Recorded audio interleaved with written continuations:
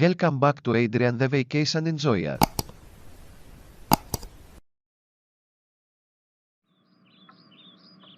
Okay, since today is another news on Polygon Network, so I'll just doing of Paramount Global has did a good or bad decision. Hello everyone in Polygonian peoples, I'm host Adlatovich, and welcome back to news. So here's looking at why Paramount has did not good decision. So basically, in real life, Paramount Global has got a bad decisions because of Paramount CEO, but this guy is now gone because of his actions. Well, on another if Paramount has made a better decisions in another that we don't know about it, so check the news latest in the website. Wait! I have an idea. Since Paramount has made a better decisions, so this means that I'll just going to making a better decisions for now on.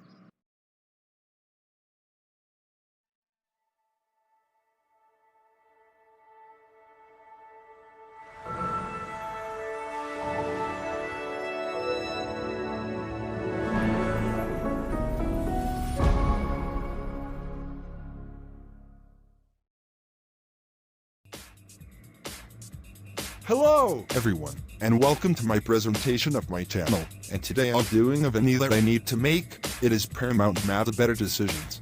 So if you don't like this video, just don't watch it and ignore it.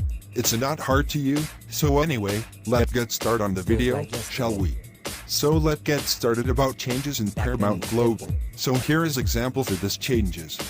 Paramount would keep Betty Boop and other Fleischer Studios characters, such as, Paramount would still sell Superman from 1941 to 1943 to National Comics publications in 1955. Betty Boop film series would continue after 1939, and Paramount Pictures would make a Betty Boop film adaptation called The Betty Boop Movie in 1994. Number 2, novel tunes and modern madcaps would be continue, such as, Paramount would make more theatrical cartoons until 1975. When Paramount decided to end theatrical cartoons for good in 1975, which is I'm going to miss theatrical cartoons, because I am going to sad at my life. Anyway, moving on, Paramount would revive novel tunes and modern madcaps shorts in 1980, because Paramount saved novel tunes and modern madcaps shorts for everyone including American and European peoples. Viacom via Paramount Pictures would buy back the rights to Harvey Entertainment in 2001. Paramount Television and Filmation would make animated series based on novel tunes franchise from 1971 to 1974. Paramount Television and Patty Filling Enterprises would make animated series based on novel tunes franchise from 1974 to 1977. Paramount Television and Hanna-Barbera Productions would make animated series based on novel tunes franchise from 1977 to 1982. The Novel Tunes video show number 1 would be first Novel Tunes home media release in 1979. Casper and Wendy's Ghostly Adventures VHS and DVD would be released by Paramount Home Entertainment instead of Sony Wonder and Classic Media. Friendly Fox would be the mascot of Paramount Pictures since 1951. Paramount Television Animation and Nickelodeon Animation Studios would make and produce second preschool show based on Novel Tunes franchise similar to Franny's Feet called Audrey's Feet for Nick Jr. in 2013 to 2020. Little Audrey would be a new voice actor called Tabitha St. Germain in 1989. And now on, National Amusements via Viacom via Paramount Pictures would make official Novel Tunes YouTube channel called Novel Tunes Official on September 30th, 2006. That's his amazing YouTube channel ever. So guys, if Novel Tunes appear on YouTube, you should subscribe and bell button for more videos. As a result, Novel Tunes Official would have Friendly Fox profile picture. Friendly Fox would be the main star of Novel Tunes, because Friendly Fox deserved to becoming a main star of Novel Tunes. Paramount Television Animation would make and produce Novel Tunes cartoons from 2021 to present for Paramount Plus in 2021. Lego would make a Novel Tunes team called Lego Novel Tunes, and it would be under license from Paramount Pictures and Harvey Entertainment in 2000. For example, there would be Lego Novel Tunes sets and Lego Casper. Lego Popeye and Lego Betty Boop would be somethings of Lego Novel Tunes. And now, finally, Paramount Champion reissues would be Paramount's answer to Warner Brothers' Blue Ribbon reissues. So maybe that change is totally better than the real life one. Moving on, number 3, Paramount Pictures would buy back its post-October 1950 to March 1962 cartoons alongside most famous studios characters in 2001. Number 4, Paramount Pictures would keep the rights to the Friday the 13th franchise. As a result, Freddy vs. Jason from 2003 would be co-released by Paramount Pictures with New Line Cinema. Number 5. Paramount Pictures would sign a deal with Harvey Comics in 1959 to acquire film rights to Little Dot and Little Lotta, such as Paramount Pictures would make Little Dot and Little Lotta theatrical cartoon shorts in the late 50s, 60s, and 70s. As a result, Paramount Pictures would make Richie Rich theatrical cartoon shorts in the 60s and 70s. Little Dot, Little Lotta, and Richie Rich would be incorporated into the Novel Tunes franchise. Little Dot and Little Lotta would pair with Little Audrey in the 1964 Novel Tunes short, The Three Little Girls. Little Audrey would still wear her blue dress, while Little Dot still wears her red dress with black polka dots, and Little Lotta still wears her green shirt. Skirt and bound is short, Jeepers and Creepers, Punky and Spunky, Cosmo, Swifty and Shorty would make cameo appearances in this short. As a result, Harvey Entertainment shows would be produced by Paramount Television Animation from 2001 until 2006, and since 2009 on CBS Paramount Television Animation from 2006 until 2009 instead, while Harvey Entertainment films would be distributed by Paramount Pictures since 2001, like Casper's Scare School from 2006, and its 2009 TV series would be instead produced by Paramount Television Animation. Harvey Girls Forever would be instead produced by Paramount Television Animation instead of DreamWorks Animation Television, and air on Nickelodeon instead of Netflix. Harvey Girls Forever, also known as Harvey Street Kids, would be called Paramount Girls Forever, also known as Paramount Street Kids, and finally, Hot Stuff The Little Devil from 2015 would never get cancelled and would be released on June 9, 2015, and instead produced by Paramount Pictures, Nickelodeon Movies, Universal Pictures and Amblin Entertainment instead of DreamWorks Animation. Even though that movie that I never watched that before. So moving on. Number 6. Paramount Cartoon Studios wouldn't shut down in 1967. As a result, Paramount Cartoon Studios would be renamed to Paramount Feature Animation in 1989, and later Paramount Animation in 2011, while Paramount Cartoon Studios television arm would be renamed to Paramount Television Animation in 1989, and later CBS Paramount Television Animation in 2006, and Paramount Pictures would preserve Paramount Cartoon Studios shorts, including Little Audrey, for HD scans and future 4K restorations. Number 7. Terry Toons would be remain open after 1972. Number 8. Viacom would keep Famous Players and remain open after 2005. Number 9. Face would be mascot of Nick Jr. Number 10.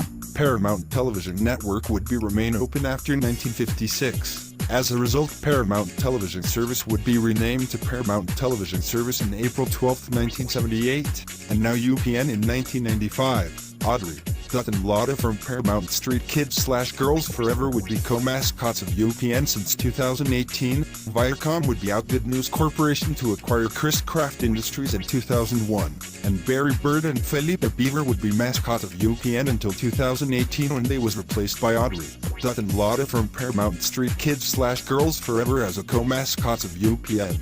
And now we're gonna happy to say this. Number 11. Paramount Stations Group would be remain open after 2001. How it's awesome.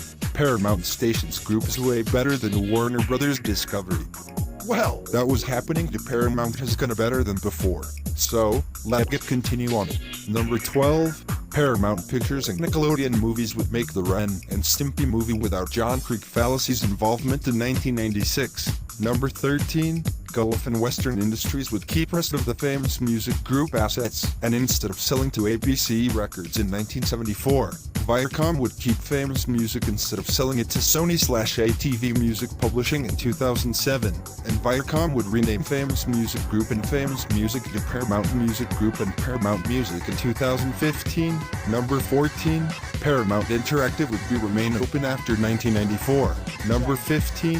Viacom would form Chris Gifford, Valerie Walsh Valdez and Eric Weiner's Imagination Engine Pictures Incorporated in 1996.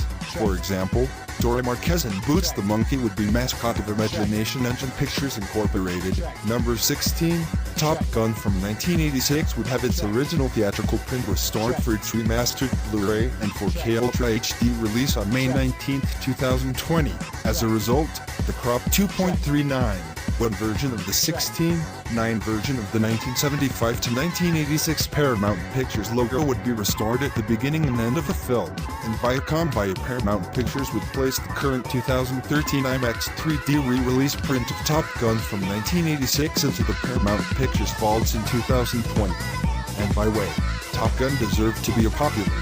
Moving on, number 17, Paramount Family Entertainment would be formed in 1994. For example, all Paramount family-oriented films would be co-produced by Paramount Family Entertainment, such as all Paramount live-action family films, all Paramount animation films, all Nickelodeon movies films, and all Frenzy animation films.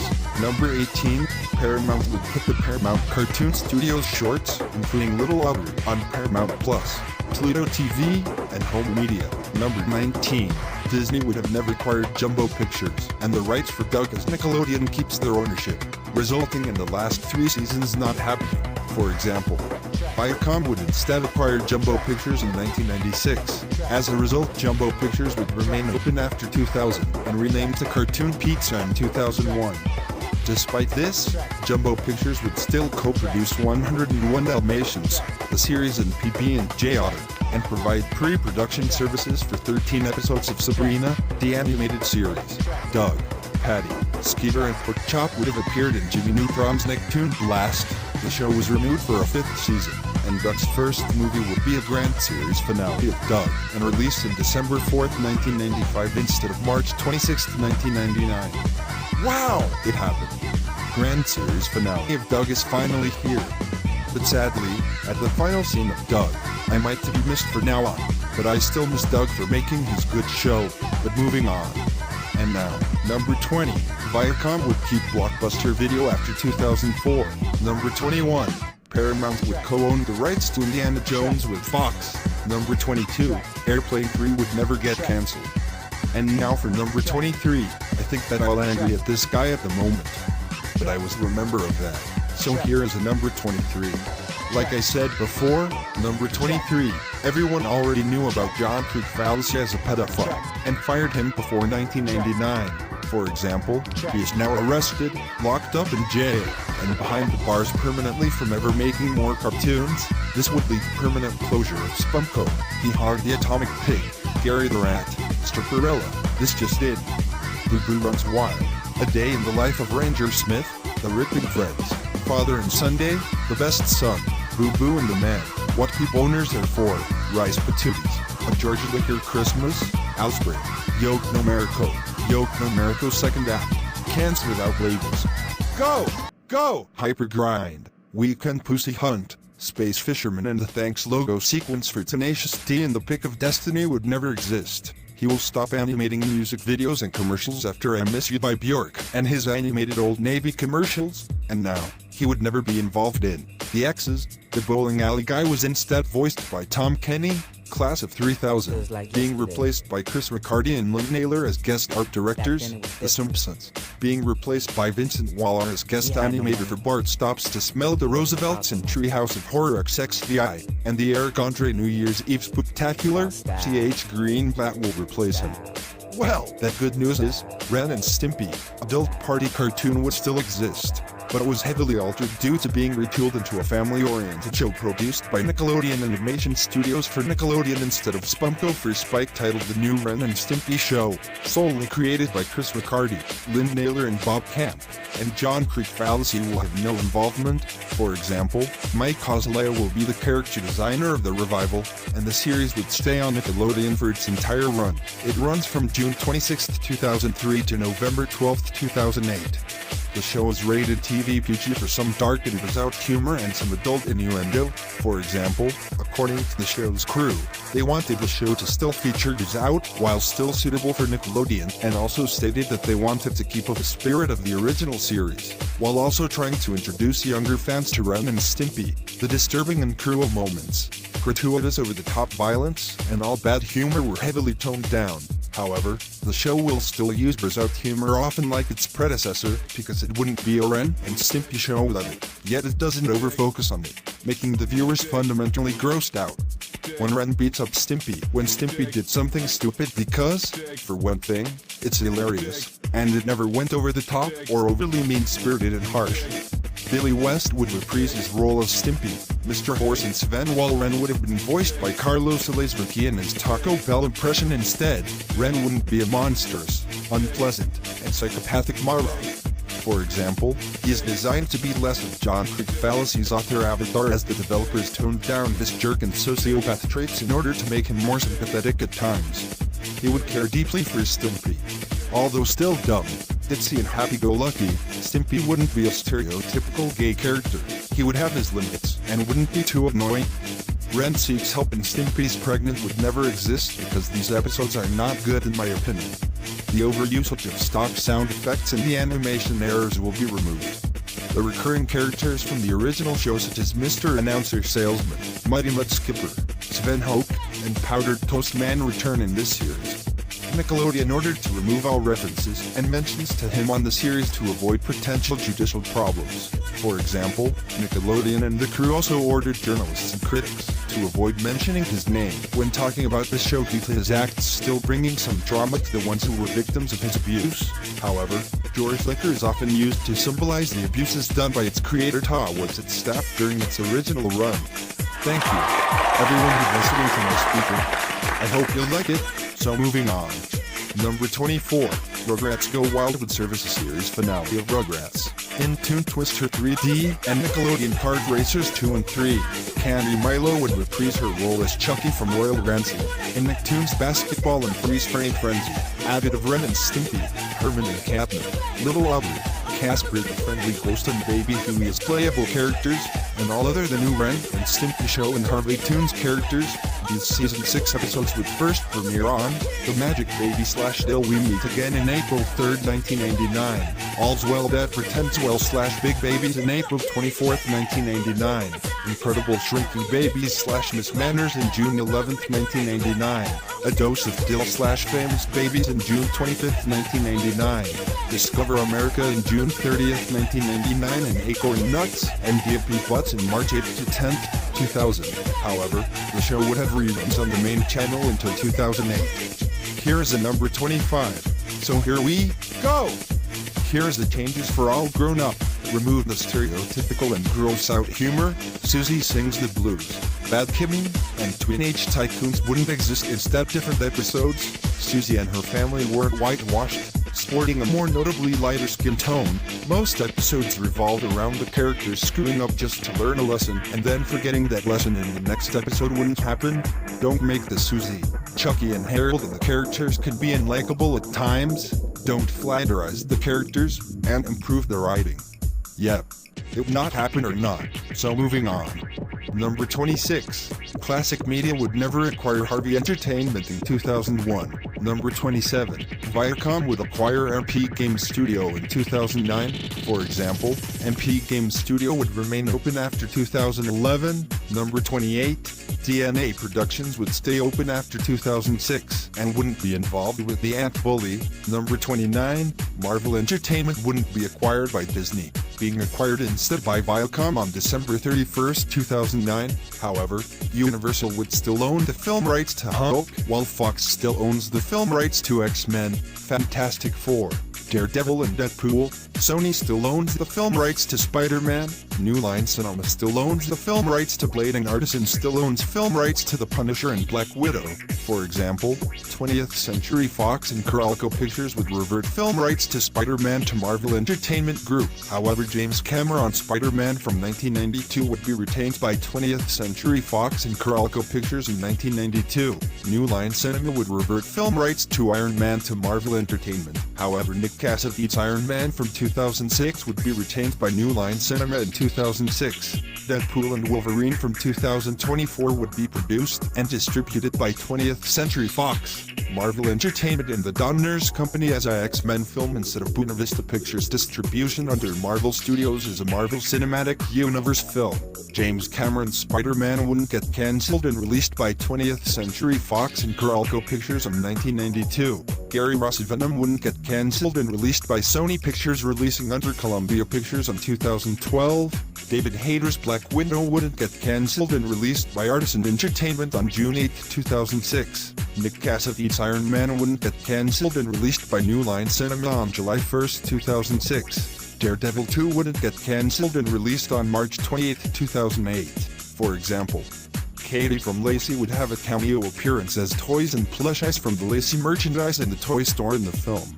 All films in the MCU would be permanently distributed by Paramount Pictures, starting with The Avengers, while its television series would be produced by Paramount Television. Spider-Man 4 would have actually been made and released on May 6, 2016. However, General Electric and Vivendi via NBC Universal via Lionsgate would still owns Marvel Animated Features, while News Corporation via Fox Entertainment Group via New World Entertainment still owns Marvel Comics based Depay Felang Enterprises / Marvel Productions and Marvel Films Animation / New World Animation Libraries. News Corporation via Fox Entertainment Group via Fox Family Entertainment still owns X-Men, the animated series, Silver Surfer TV series, Spider-Man Unlimited. Sony via Sony Pictures Entertainment still owns Spider-Man, the new animated series, and the Avengers. United they stand, and Time Warner via Hanna-Barbera still owns Hanna-Barbera's Fantastic Four.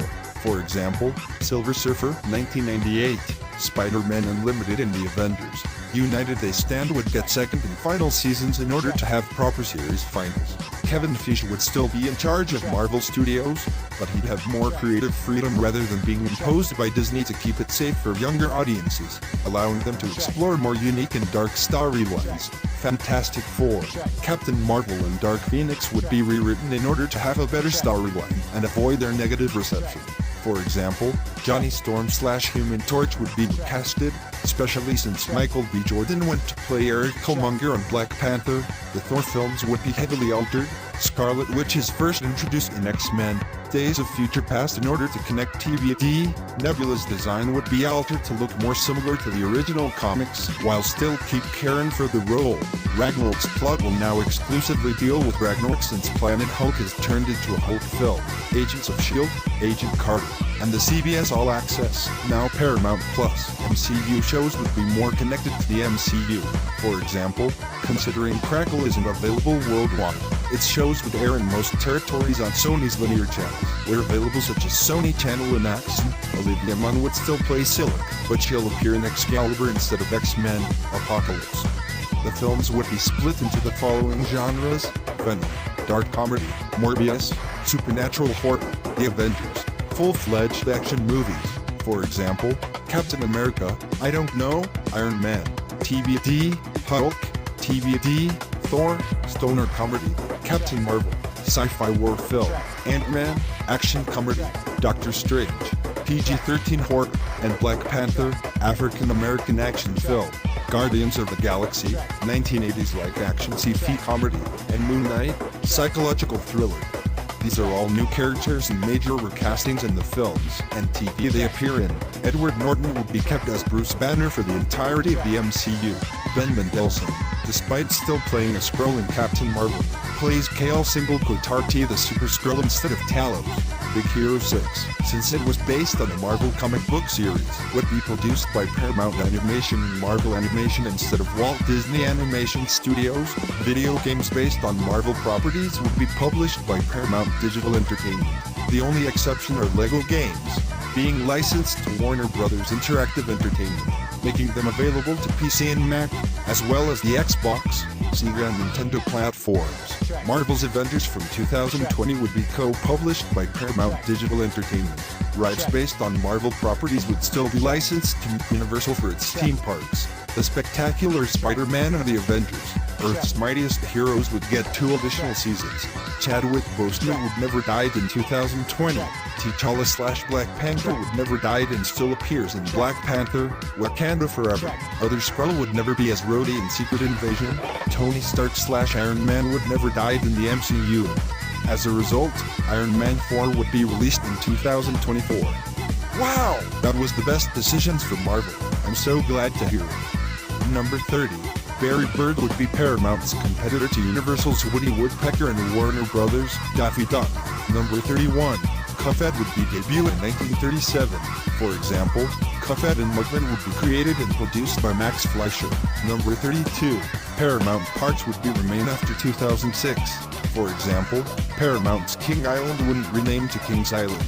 Paramount's King Dominion wouldn't rename to King's Dominion. Paramount's Great America wouldn't rename to California's Great America. Paramount's Carowinds wouldn't rename to Carowinds. Paramount Canada's Wonderland wouldn't rename to Canada's Wonderland. And Fleischer Studios and Famous Studios characters would be meet and greet characters. Number 33.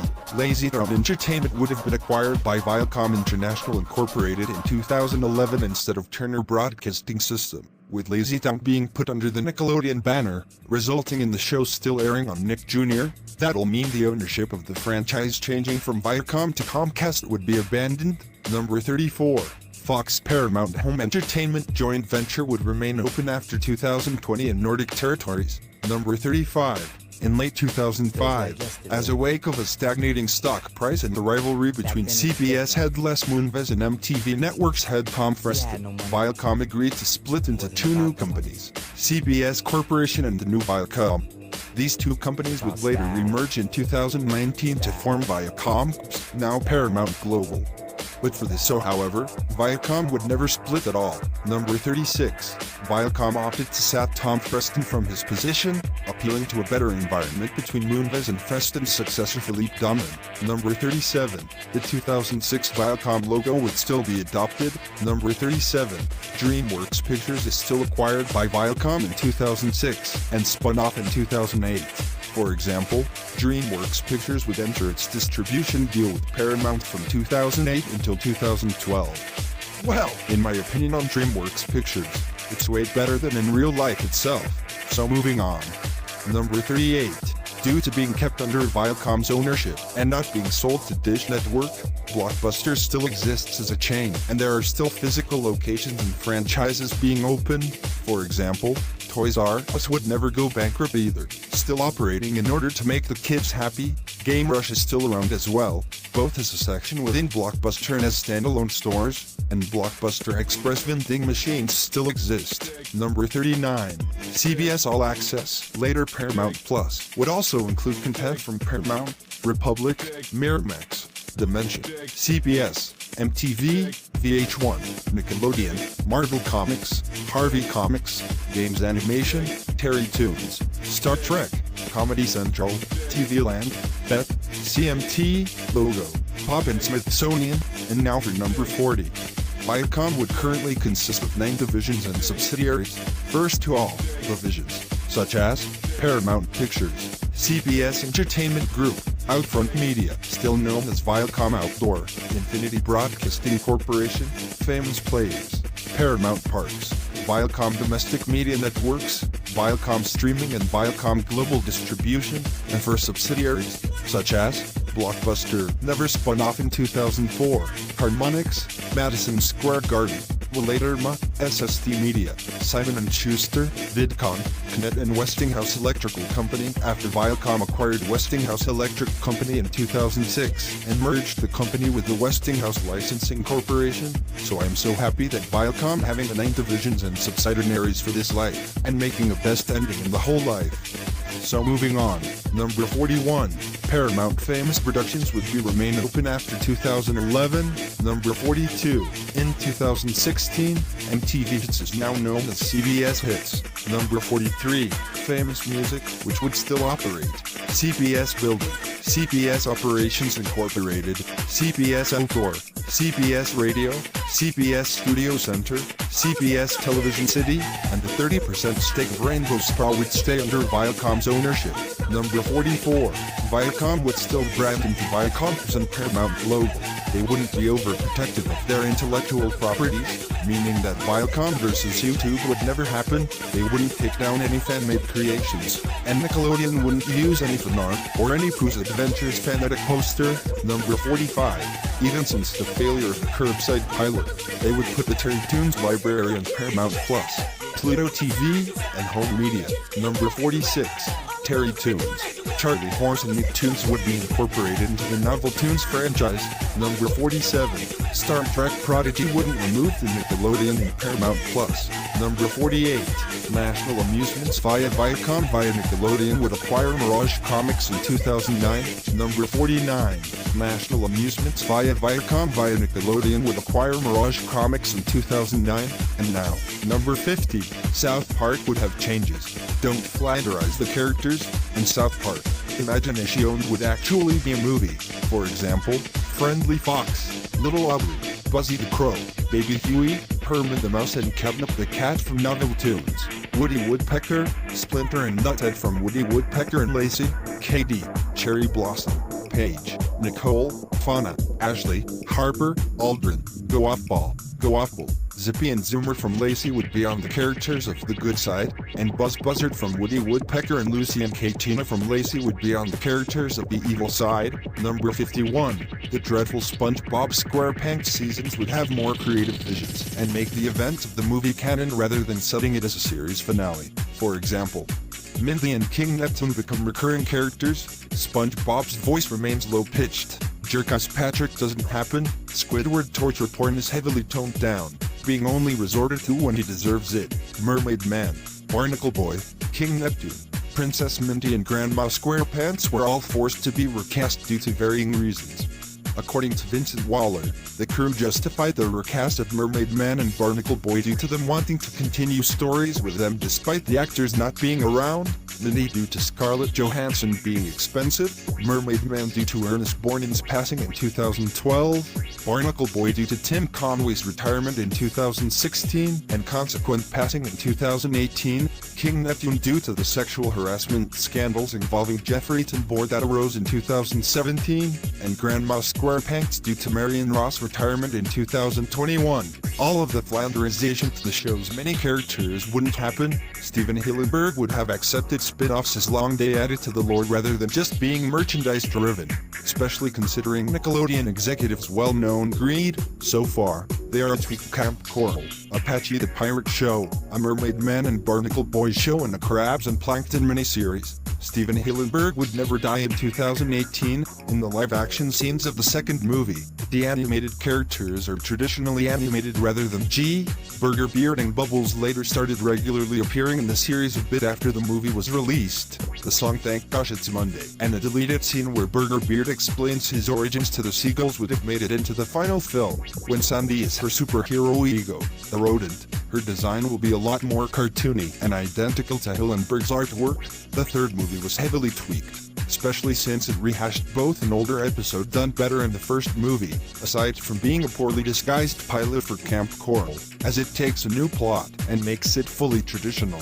Sage, despite still being mostly live action, is played by Samuel L. Jackson and has a more sarcastic humor tone. The advertised main villain is revealed to be manipulated by Plankton in order to help him conquer not just the fast food market but the world as well. Most of the new cast have been wiped due to being seen as pointless. It would keep its theatrical release instead of the VOD one and would come out on May 22, 2020. Sweet Victory would be played at the Super Bowl. Add in the change for Puffy Fluffy, The Spatula, Pizza Pete, Mr. Weiner, Noodle Man, and Senor Taco. There are more experimental games dipping into other genres. Add in the change for the Title Zone episodes, and Password was slightly different as SpongeBob made an appearance to accompany Squidward and Bubble Bass. Wow! That is the best thing that SpongeBob SquarePants is improvement decisions. I'm so glad that SpongeBob SquarePants will keep going. Now moving on. Number 52.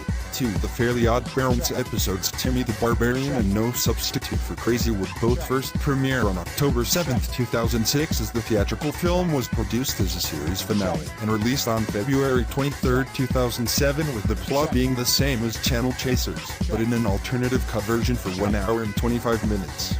This was originally intended to be the series finale of The Fairly Odd Parents, but due to the huge popularity of the film, Nickelodeon managed to continue the series and renewed it for a 6th season.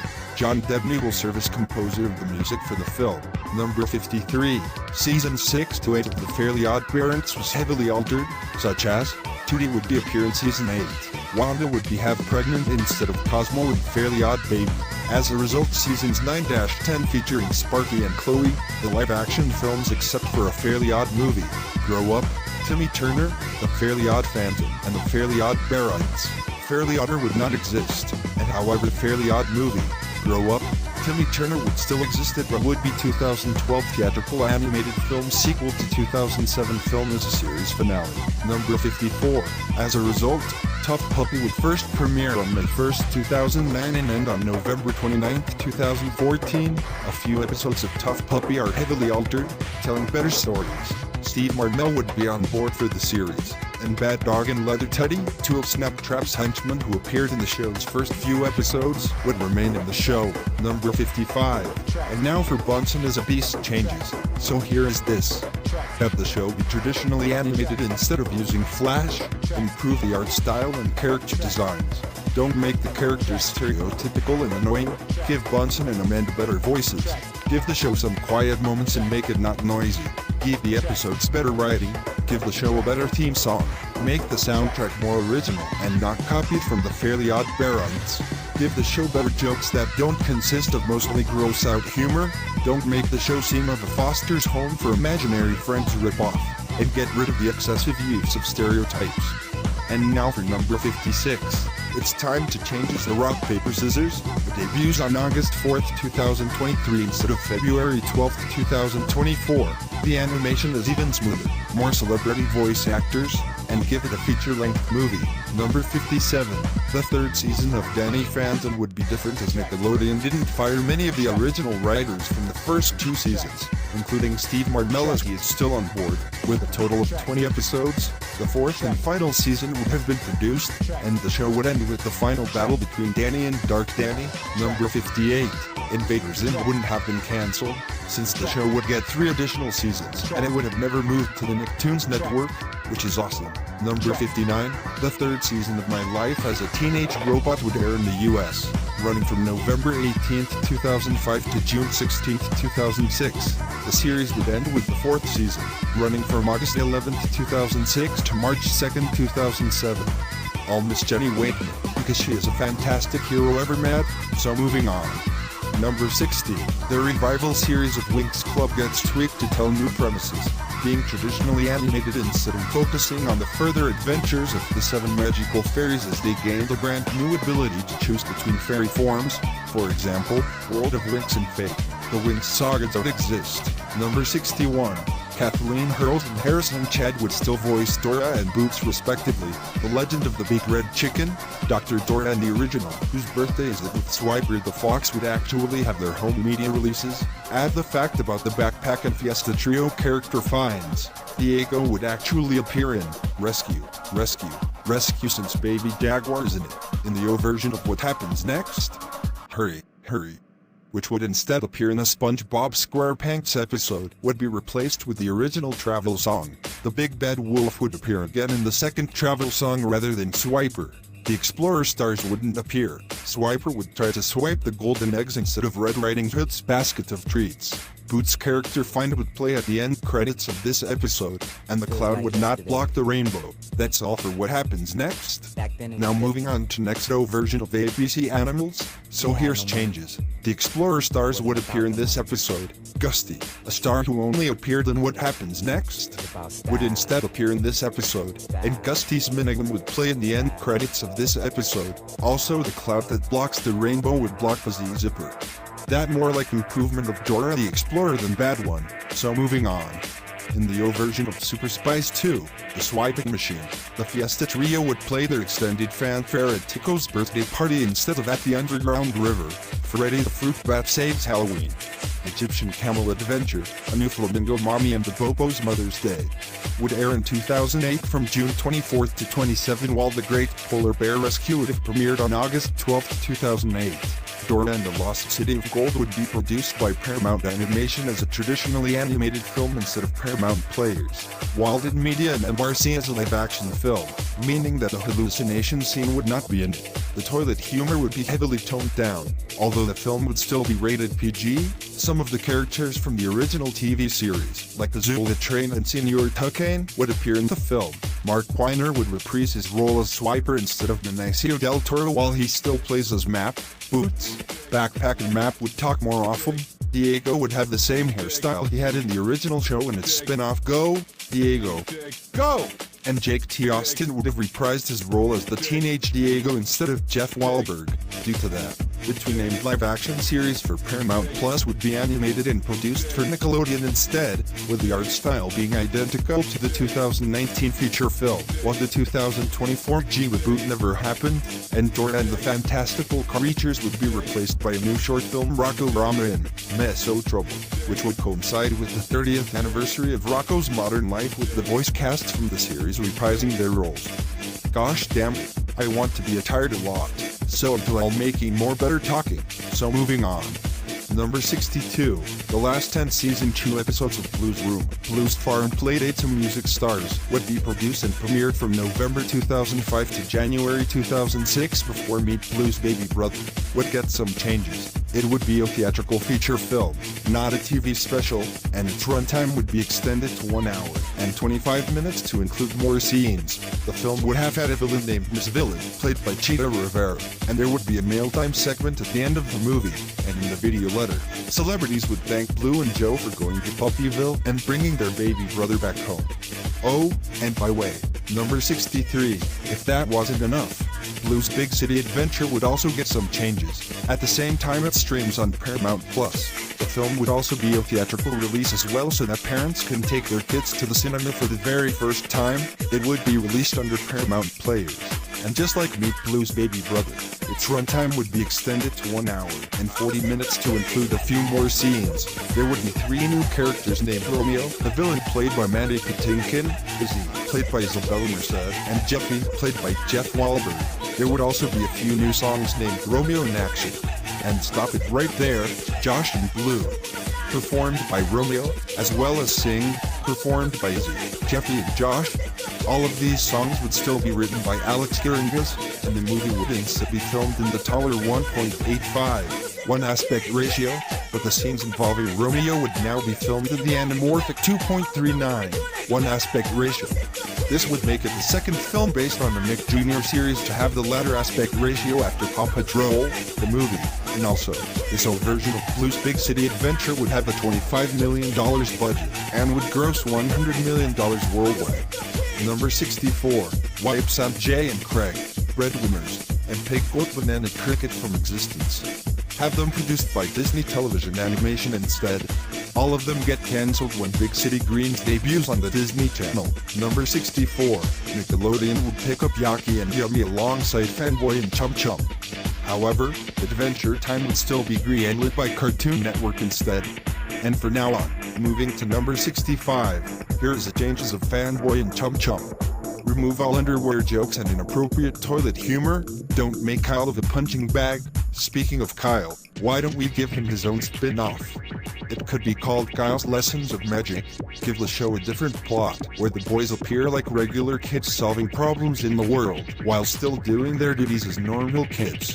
Fanboy and Chum Chum actually have parents, and don't live alone in a water tower. Fanboy and Chum Chum are friends rather than brothers. Give the show better antagonists. Don't make the show of a SpongeBob SquarePants ripoff. Improve the character designs and animation. Get rid of all the unnecessary pop culture references. Give the titular characters better sounding names. Make the characters more likable and not annoying. Improve the background music.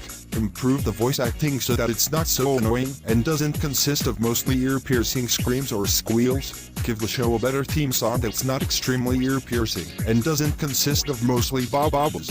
Get rid of the painful sound effects. Give the show a more logical premise. Give the show better backgrounds. Give the show better pacing. Improve the art style of the title card. And improve the episodes. And now everyone is going to like Fanboy and Chum Chum, because this idea deserved to be better at improving the decisions. Now moving on. Number 66. The Legend of Korra would have been a full series from a start and used the 20-episode count with no switch of channels, such as Korra's element. She has a trouble mastering his water instead of air to add more dramatic weights, and to show that Korra isn't ready to change. As a result, her waterbending mentor is Tarlok. However, Korra still lives with Tenzin. The love triangle plot would not happen, and prob ending would make a lot more sense, and it won't require the use of just earth, fire and water, as there could be airbenders who are interested in it. Number 67. Nickelodeon would have treated animators like C.H. Greenblatt and Micah Wright with respect, meaning that Harvey Beaks would stay on the main channel before the series finale, and Constant Pain would be picked up. Number 68. Allegations of sexual harassment against Chris Avino would not happen in 2017. The Really Loud House would not exist, as the classic rants would have more episodes and seasons, although some episode plots would be incorporated into The Loud House. The Loud House movie from 2021 would be produced by Paramount Animation and Nickelodeon Movies, and distributed by Paramount Pictures as a theatrical film instead of Netflix. And now on, here is the changes of The Loud House. No toilet humor, no fourth wall breaking. Lincoln is voiced by an adult, just like his sisters, and don't flatterize the characters.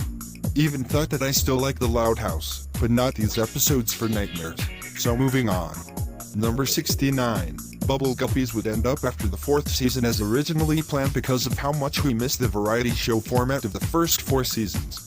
This results in the last 2 seasons featuring Zuli not existing at all. As a result, the show would have a feature film finale released in 2018, and the show's last 2 seasons are replaced by Tales of the Wild Thornberrys, a revival of the Wild Thornberrys aimed at preschoolers. But I still don't like Bubble Guppies, because this show is not good for me.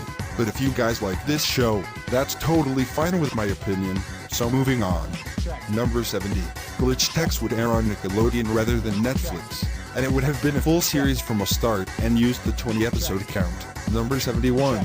Due to mainly being seen as cash grabs, Baby Shark's Big Show would not exist at all. Number 72. A few original shows will take places of some of the shows that were terrible.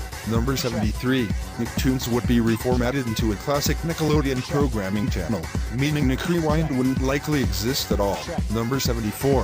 Neopets would stay under Nickelodeon's ownership rather than being sold to Jumpstart, resulting in Pet Pit Park still operating. Number 75. A day later, after the Teen Titans Go! Episode The Mask premiered on Cartoon Network, it would have caused a lawsuit with Warner Brothers, as Nickelodeon angrily calls them, threatening to sue them for using the Hanson Squidward face. And now, for number 76, Nickelodeon would have kept the international rights to Miraculous Tales of Ladybug and Cat Noir, so the characters would also be added to Paramount Park's character lineup for meet and greet opportunities. Ladybug and Cat Noir. The movie would be internationally distributed by Paramount Pictures and Nickelodeon Movies. In the English dub, Christina V and Bryce Papenbrook would also provide the singing parts for Marnette/Ladybug and Adrien/Cat Noir, while Benjamin Diskin would reprise his role as Noaru. Due to that, SOG Heroes would form a partnership with Nickelodeon to air their shows on said network. Tales of Fairyland, Pixie Girl, Miss Rose, Gayaji, Moonlight Hunters and Cosmic Wrestle. Space League would have been first premiered between 2018 and 2021, replacing Star Falls, Cousins for Life, Young Dylan, Side Hustle, Drama Club and Lele. Amazing! Now I'm getting happy even more because Zach entertained this partnership with Nickelodeon channels. This is so awesome day ever. Oh, and by way, stay mad Will Boy Reynolds for lying my opinion on Miraculous Ladybug, so let's getting moving on. Number 77. Harvey Entertainment website wouldn't close down. Number 78. Wonder Park would be different as it was more down to earth, and Dylan Brown wouldn't have been fired as he has some more time working on it and keeps the film title Amusement Park. Released on July 13, 2018, focusing less on a very generic lazy comedy movie and more on a touching film about a little girl using imagination to escape from the harshness of reality, featuring June's mother dying at the end. Number 79. Rumble's plotline is heavily altered as it has more faithfulness to its source material Monster on the Hill. Also, the film would have remained as a theatrical release instead of being released on Paramount Plus.